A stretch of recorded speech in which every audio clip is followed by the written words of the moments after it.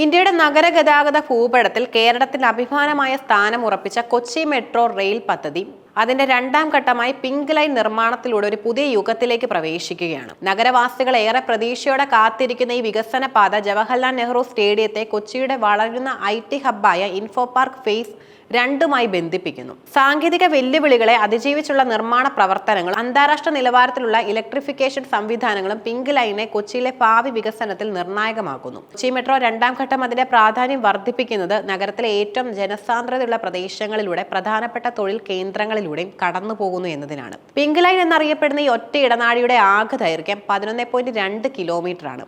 നഗരത്തിന്റെ കായികവും സാംസ്കാരികവുമായ കേന്ദ്രമായ ജവഹർലാൽ നെഹ്റു സ്റ്റേഡിയം മെട്രോ സ്റ്റേഷനിൽ നിന്നും ആരംഭിച്ച് Palarivattom, Chembumukku, Vazhakkala, Padamugal, Kakkanad junction, Cochin SEZ, Chittethukara, KINFRA, Infopark, അവസാനം ഇൻഫോ പാർക്ക് ഫേസ് 2 എന്നിങ്ങനെ 11 സുപ്രധാന സ്റ്റേഷനുകളിലൂടെയാണ് പാത കടന്നു പോകുന്നത്. ഏകദേശം 1141.32 കോടി രൂപയാണ് സിവിൽ നിർമ്മാണത്തിനായി മാത്രം കണക്കാക്കുന്നത്. ഈ സുപ്രധാന സിവിൽ നിർമ്മാണ ചുമതല അഫ്കോൺസ് ഇൻഫ്രാസ്ട്രക്ചറിനാണ് നൽകിയിരിക്കുന്നത്. ഈ റൂട്ടിന്റെ പ്രാധാന്യം ദിവസേന ആയിരക്കണക്കിന് IT പ്രൊഫഷണലുകൾക്ക് ഉൾപ്പെടെയുള്ള യാത്രക്കാർക്ക് സമയലാഭവും സുരക്ഷിതമായ യാത്രാമാർഗം ഉറപ്പാക്കുന്നു എന്നതാണ്. മെട്രോയുടെ സുഗമമായ പ്രവർത്തനത്തിന് ഇലക്ട്രിഫിക്കേഷൻ സംവിധാനം ഒഴിച്ചുകൂടാനാവാത്തതാണ്.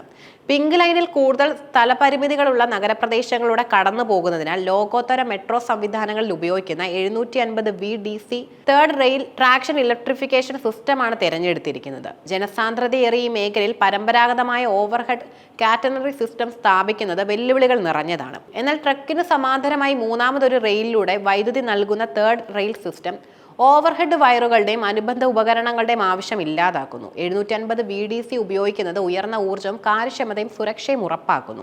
ഈ ട്രാക്ഷൻ ഇലക്ട്രിഫിക്കേഷൻ സിസ്റ്റം ട്രാക്ഷൻ സബ്സ്റ്റേഷനുകൾ, ഓക്സിലറി സബ്സ്റ്റേഷനുകൾ, SCADA സിസ്റ്റം എന്നിവയുടെ രൂപകൽപ്പന, വിതരണം, ഇൻസ്റ്റാളേഷൻ, പരിശോധന, കമ്മീഷൻ ചെയ്യൽ എന്നിവയ്ക്കുള്ള ബിഡുകൾ KMRL ക്ഷണിച്ചിരിക്കുകയാണ്. ഈ ടെൻഡർ നടപടികൾ പൂർത്തിയാക്കുന്നതോടെ പിങ്ക് ലൈനിന്റെ സാങ്കേതിക ഹൃദയം പ്രവർത്തിച്ചു തുടങ്ങും. പിങ്ക് ലൈൻ 2026 ഡിസംബറോടെ പൂർണ്ണമായും പൂർത്തിയാക്കാനാണ് KMRL ലക്ഷ്യമിടുന്നത്. ഈ ലക്ഷ്യത്തിലേക്ക് അതിവേഗം എത്താൻ നിർമ്മാണ പ്രവർത്തനങ്ങൾ ഊർജിതമാക്കിയിരിക്കുകയാണ്. പദ്ധതി വേഗത്തിലാക്കുന്നതിനായി പിയർ ക്യാപ്, യു ഗാർഡൻ പോലുള്ള സ്റ്റേഷൻ ഘടകങ്ങൾ കളമശ്ശേരിയിലെ കാസ്റ്റിംഗ് യാർഡിൽ മുൻകൂട്ടി നിർമ്മിക്കുകയാണ്. ഇത് നിർമ്മാണ സൈറ്റിലെ ജോലിയുടെ സമയം ഗണ്യമായി കുറയ്ക്കുന്നു.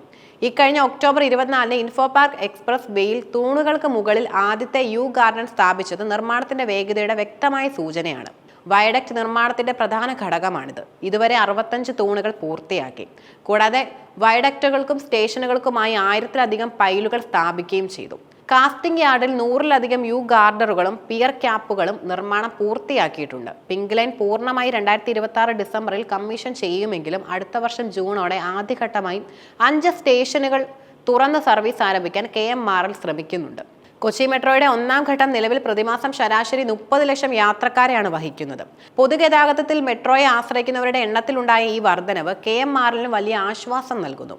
പിങ്ക് ലൈൻ കൂടി പ്രവർത്തനക്ഷമമാകുന്നതോടെ പ്രതിമാസ യാത്രക്കാരുടെ എണ്ണം 50 ലക്ഷമായി ഉയർത്താമെന്നാണ് കൊച്ചി മെട്രോ റെയിൽ ലിമിറ്റഡിന്റെ പ്രതീക്ഷ. കാക്കനാട്, ഇൻഫോ പാർക്ക് മേഖലകളിൽ വൻതോതിലുള്ള തൊഴിൽ വിദ്യാഭ്യാസ സ്ഥാപനങ്ങൾ കേന്ദ്രീകരിച്ചിരിക്കുന്നത് ഈ കണക്കുകൂട്ടലിന് ബലം നൽകുന്നു.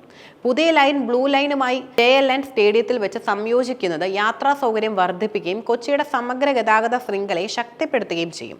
കൊച്ചി മെട്രോയുടെ പിങ്ക് ലൈൻ പദ്ധതി കേവലം ഒരു ഗതാഗത സംവിധാനം എന്നതിലുപരി കൊച്ചിയുടെ ഭാവി വികസനത്തിന്റെയും സാങ്കേതിക വളർച്ചയുടെയും പ്രതീകമായി മാറുകയാണ്. നിർമ്മാണത്തിന്റെ ഓരോ ഘട്ടവും വേഗത്തിലും കൃത്യതയോടെയും പൂർത്തിയാക്കി നിശ്ചിത സമയപരിധിക്കുള്ളിൽ പദ്ധതി കമ്മീഷൻ ചെയ്യാൻ KMRL നടത്തുന്ന ശ്രമങ്ങളും പ്രശംസനീയമാണ്.